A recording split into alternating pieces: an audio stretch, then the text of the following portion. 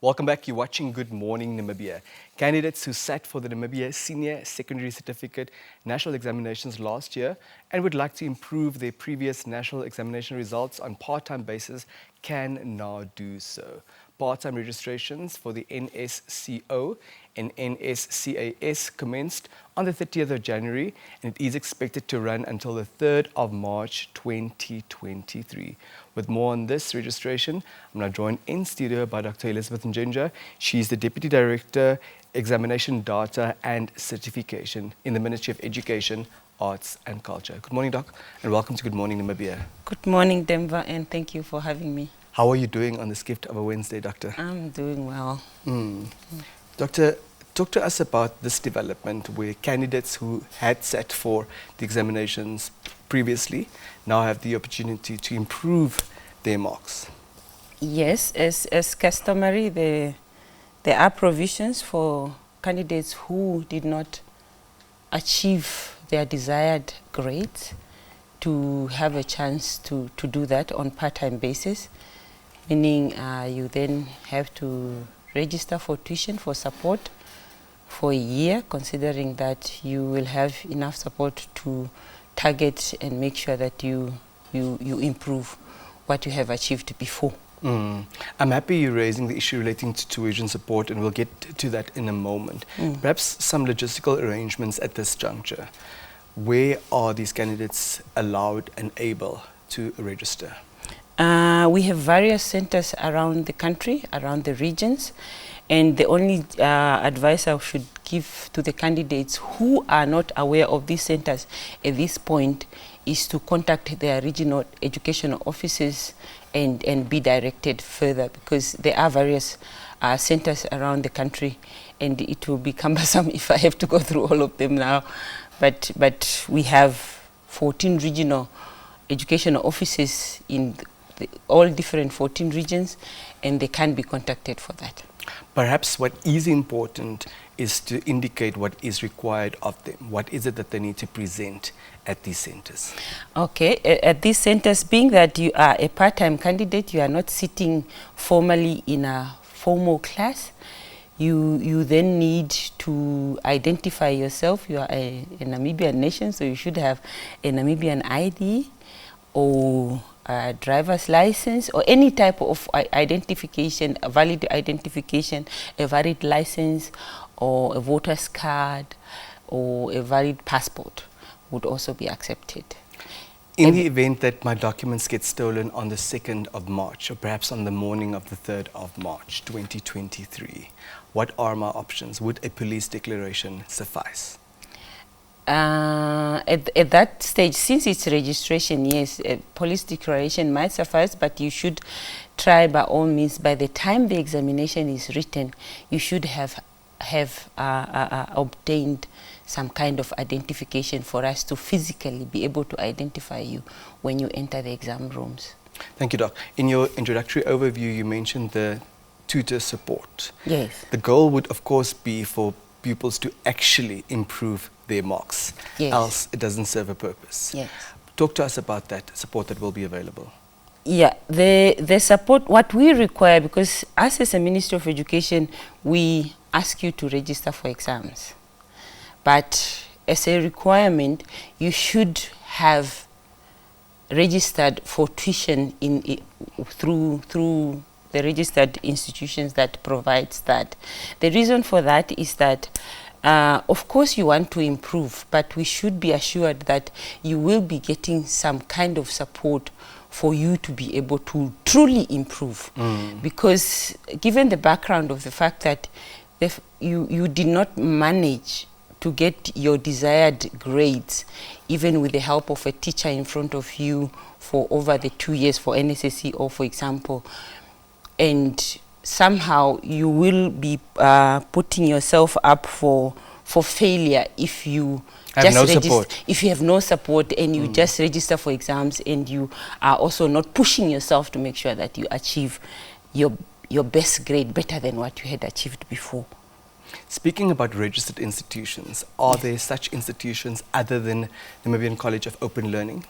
Yes, there are various institutions that are registered, again within different regions, and as I referred to earlier, the regional education of officers, which facilitates also the registration of these centers, know them very well. And if you are not sure whether the institution that you perhaps are approaching is registered, please find out from the regional education officers to make sure that you are not just being ripped of your money, and truly that institution is registered to offer you support. Given that these candidates did not perform as well as they wanted to in a full-time setup, Yes. and now the ideal is for them to improve their grades, Yes. some may wonder why the registration duration only lapses in March, when by then there would have been a reasonable expectation that candidates must be well on their way, receiving the support in order to ultimately improve their grades. Registration for examination is the one that ends on the 3rd. But ideally, you perhaps should have approached the institution that will provide tuition, should have started already. So registering for examination does not, by the 3rd of March, for example, does not mean that's the only time that you now start preparing for such. So you should have had registered already for tuition. You should have started your self-studies already, and making sure that truly you do improve. We need to be serious about this. Really. I would like us to have a look at eligibility. Yes. A candidate who qualifies for a program at a tertiary institution and Yes. enrolls in the meantime, but also wants to improve Yes. their grades in a subject or two, Yes. are they allowed to do so? What about the combination of a candidate who'd like to improve a grade in an ordinary level subject as well as an advanced subsidiary level subject? Are those combinations possible? Are they advisable, even if they are possible? Unfortunately, combination for ordinary level, perhaps I'm just answering your second question first. For ordinary level and NSSCAS on the same year are not possible. For again, the major reason is administrative reasons, because we need to schedule for exams. And as a candidate, if you have registered for this level and the other level, you might find yourself with having two subjects being written the same day, because these two exams are completely different exams and they are scheduled differently. And administratively, it's just quite cumbersome to make sure that you have now scheduled them such that both candidates are being accommodated to write exams the same time. But on the other hand, also that NSSCAS is an add-on on NSSC ordinary level. So ideally, you should have acquired an ordinary level qualification for you to proceed to AS level. That is satisfactory. That is satisfactory. Yes. So you need to have satisfactory results. That's for ordinary level for you to go to AS level, irrespective of whether it's in all subject or whatever it is. So satisfy yourself in ordinary level first before you continue to AS level. So those are some additional hiccups that we advise candidates not to really push for AS level if your ordinary level results are not satisfactory. In any event. In any event. And a candidate who qualifies for a program at a tertiary institution, but at the same time wants to improve a grade. That has always been the case. It all depends on your schedule as a candidate, and see what you can cope with, whether you can cope at the same time with the tertiary institutions and what you want to improve.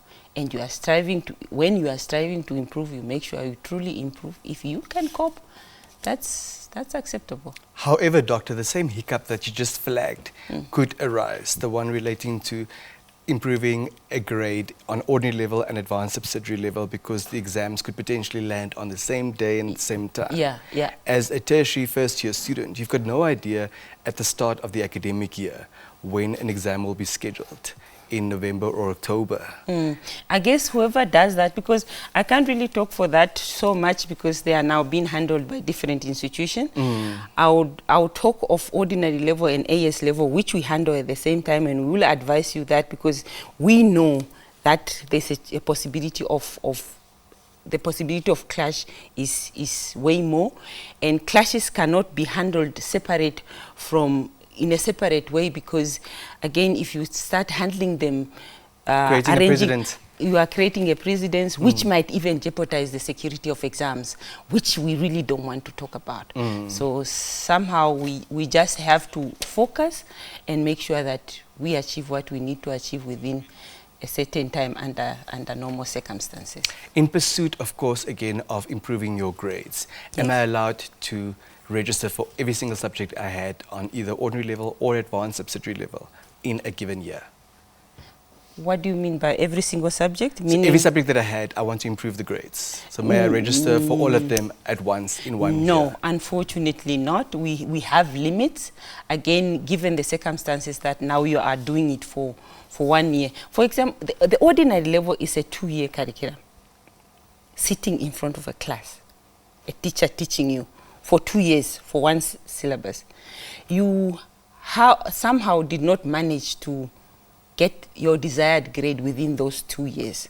So the circumstances around now, you registering for a few months to go, whether you are being supported or not, your success rate is so we don't want to put you up for failure. So we then have brought up a criteria to say, if you are resitting a subject, if you are repeating it, we give you a maximum of 4 subjects on ordinary level to repeat or to improve. But if you decide now, I have finished my ordinary level, I have gone through it already, but I need another subject that I did not have a chance to take, but we are still doing it within 1 year. So your chances now of succeeding, the other ones you were repeating, now you are doing it for the very first time for 1 year, not even 1 year, maybe even a few months, because now you are writing exams in October, so we can't count a year. So there we are saying, if you have one subject that you are taking for the first time, you can only now take 3 subjects. So you can take other 2 subjects, either you are taking them for the first time or you are now repeating. You want to set them up for success. Yeah, we are setting you up for success. Doctor, we've unfortunately run out of time. Your brief concluding remarks, please. All right. What I just really want to urge the candidates is, please, please, please, we have to beg you, improve. You have registered or you are registering for exams to improve your results.